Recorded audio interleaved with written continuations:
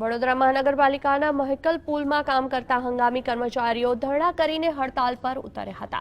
કાયમી કરવાની માંગ સાથે આ કર્મચારીઓ હડતાલ પર ઉતર્યા હતા। અચાનક હંગામી કર્મચારીઓની હડતાલને પગલે મહેકલ પુલ ખાતે વાહનોનો ખડકલો થઈ ગયો હતો। આ કર્મચારીઓની માંગ છે કે તેમને પાલિકા તંત્ર દ્વારા કાયમી કરવામાં આવે, સાથે જ ખાનગી કોન્ટ્રાક્ટરને દૂર કરી કોર્પોરેશનના સીધા કોન્ટ્રાક્ટમાં રાખી મળવાપાત્ર લાભો આપવામાં આવે।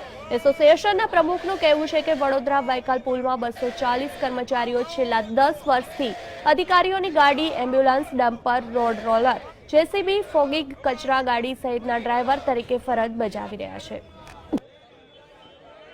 પણ અમારી એક જ આજે રજૂઆત છે કે કોર્પોરેશનમાં અમને સમાવી લો, કેમ કે હવે થાકી ગયા। દર વર્ષે કોન્ટ્રાક્ટર જતા કશું કરતા કોઈ જાતનું ઈએસઆઈ પીએફના કોઈ લાભો નથી। સાહેબોને રજૂઆત કરી થાકી ગયા। હવે આજે મેં રજૂઆત કરવા છે કે ભાઈ અમારે આજે 10-10, 12 વર્ષ થઈ ગયા અમારે કે જે સિન્યોરિટીમાં જગ્યા ખાલી છે, એ 240ની આસપાસ જગ્યા ખાલી છે, તમારે અમારો સમાજ કરવા આવે।